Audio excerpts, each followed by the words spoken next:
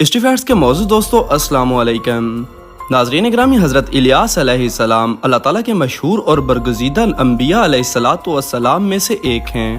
آپ علیہ السلام کا ذکر قرآن مجید میں صرف 2 جگہ پر آیا ہے۔ آپ علیہ السلام کا سلسلہ نسب حضرت ہارون علیہ السلام سے جا ملتا ہے۔ آپ کی بعثت کا زمانہ حضرت حزقیل علیہ السلام کے بعد کا ہے۔ حضرت الیاس علیہ السلام کی ذمہ داری بنی اسرائیل کو دعوت و تبلیغ کا کام تھا۔ یہ وہ دور تھا جب بنی اسرائیل اور ان کا بادشاہ اخی اب اور اس کی بیوی ایزبل بیل نامی ایک بت کے پرستار تھے۔ آپ علیہ السلام کے زیر سرپرستی الیاسا علیہ السلام رہے، جو آپ علیہ السلام کے بعد نبی مبعوث ہوئے۔ ناظرین اکرام، اس ویڈیو میں ہم آپ کو بتائیں گے حضرت الیاس علیہ السلام کی قوم کی نافرمانیوں کے بارے میں، اور آپ کو بتائیں گے کہ نبی علیہ السلام نے اپنی قوم کو کیسے دعوت و تبلیغ کی۔ اس موضوع کے آغاز سے پہلے آپ سے گزارش ہے کہ اگر آپ چینل پر نئے ہیں تو چینل کو سبسکرائب کر لیں، جبکہ ویڈیو کو آخر تک ضرور دیکھیں۔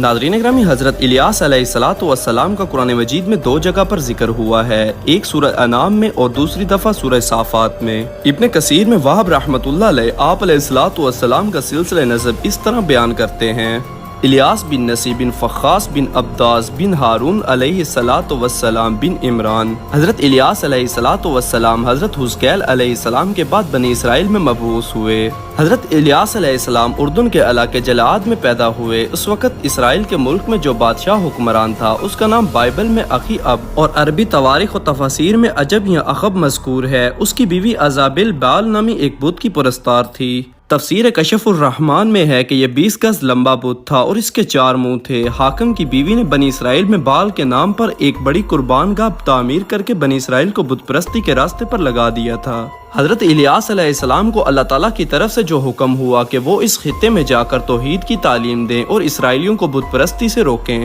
حضرت الیاس علیہ السلام کی دعوت کا جو ہی آغاز ہوا تو قوم کے جھٹلانے کا بھی کام شروع ہو گیا۔ دوسرے انبیاء کرام علیہم السلام کی طرح حضرت الیاس علیہ السلام کو بھی اپنی قوم کے ساتھ شدید کشمکش سے دوچار ہونا پڑا۔ قرآن مجید میں صرف اتنی بات بتائی گئی ہے جو عبرت حاصل کرنے کے لیے ضروری تھی کہ ان کی قوم نے ان کو جھٹلایا اور چند مخلص بندوں کے سوا کسی نے حضرت الیاس علیہ السلام کی بات نہ مانی، جیسا کہ قرآن مجید میں ارشاد باری تعالیٰ ہے: اور بے شک الیاس علیہ السلام بھی پیغمبروں میں سے تھے، جبکہ اس نے اپنی قوم سے کہا، کیا تم لوگ ڈرتے نہیں؟ کیا تم لوگ بال نامی بت کو پکارتے ہو اور بہترین خالق کو چھوڑ دیتے ہو، اللہ کو جو تمہارا بھی رب ہے اور تمہارے اگلے باپ دادا کا بھی؟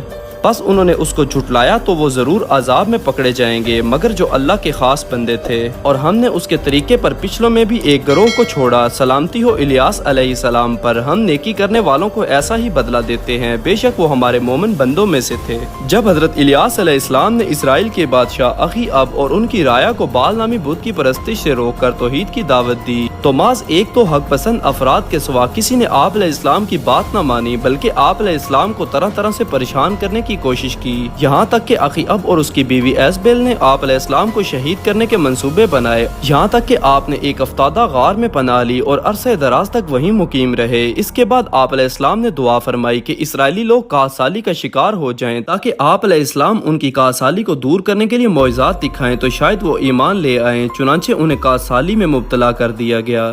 ناظرین گرامی، حضرت الیاس علیہ السلام کی نافرمان قوم نے جو بال نامی بت بنا رکھا تھا اس کے 450 کذاب نبی بھی تھے۔ حضرت الیاس علیہ السلام نے بادشاہ سے مزید ارشاد فرمایا: تم کہتے ہو اسرائیل میں تمہارے معبود بال کے 450 بت ہیں، تم ایک دن سب کو میرے سامنے جمع کر لو، وہ بال کے نام پر قربانی پیش کریں اور میں اللہ کے نام پر قربانی پیش کروں گا، جس کی قربانی کو آسمانی آگ کھا کر بھسم کر دے اس کا دین سچا ہوگا۔ آپ کو بتاتے چلیں کہ اس زمانے میں قربانی کی قبولیت کے لیے شرط ہوا کرتی تھی کہ آسمانی آگ اسے کھا لے۔ حضرت الیاس علیہ السلام کی اس تجویز کو سب نے بخوشی مان لیا، چنانچہ وہ کوہ کرمل کے مقام پر یہ اجتماع ہوا۔ بال کے جھوٹے نبیوں نے اپنی قربانی پیش کی اور صبح سے دوپہر تک بال سے التجائیں کرتے رہے، مگر کوئی جواب نہ آیا۔ اس کے بعد حضرت الیاس علیہ السلام نے اپنی قربانی پیش کی اور اس پر آسمان سے آگ نازل ہوئی اور آپ علیہ السلام کی قربانی کو بھسم کر دیا۔ یہ دیکھ کر سب لوگ سجدے میں گر گئے اور ان پر حق واضح ہو گیا، لیکن بال کے جھوٹے نبی اب بھی نہ مانے، اس لیے حضرت الیاس علیہ السلام نے ان کو وادی کیشون میں قتل کرا دیا۔ اس واقعے کے بعد موسلادھار بارش ہوئی اور وہ خطہ پانی سے نہال ہو گیا، لیکن اخی اب کی بیوی ایزبیل کی آنکھ اب بھی نہ کھلی اور آپ پر ایمان لانے کے بجائے آپ علیہ السلام کی دشمن ہو گئی۔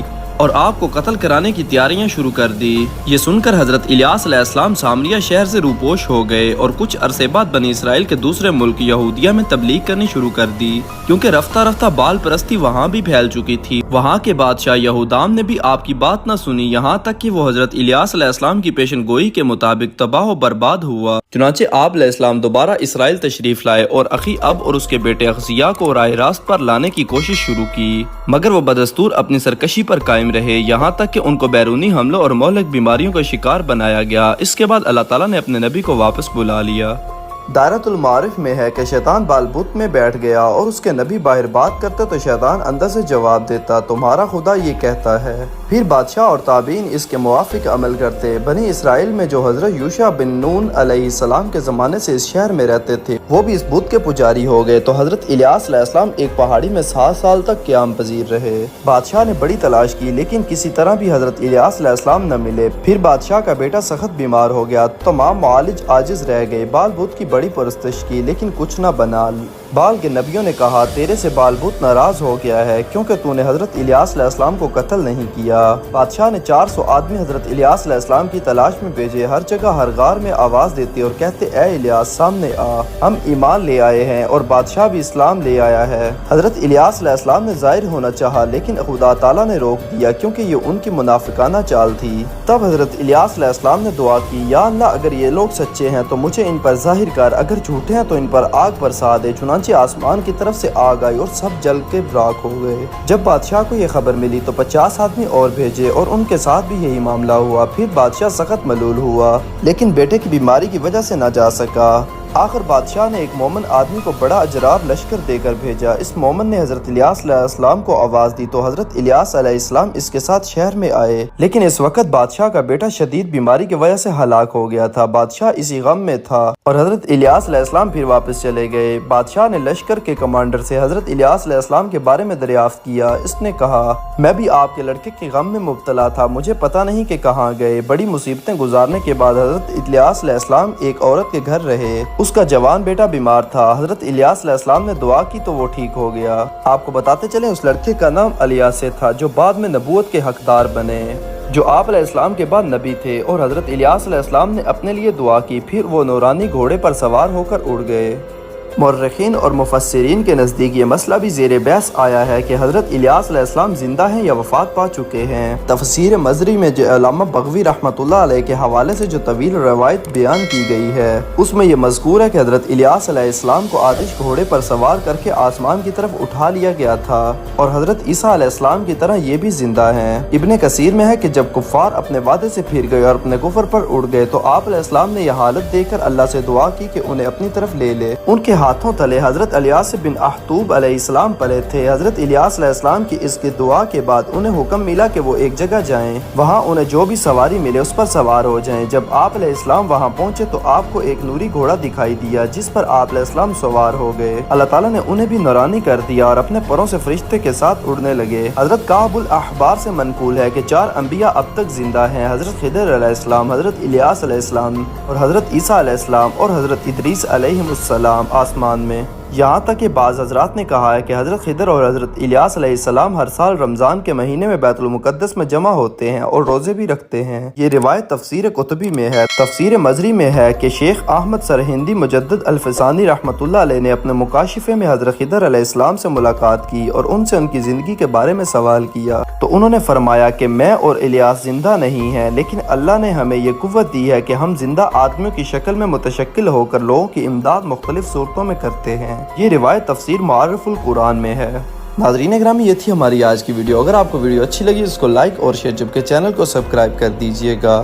آپ سے جلد ملاقات ہوگی کسی نئی معلوماتی اور تاریخی ویڈیو کے ساتھ۔ اللہ حافظ۔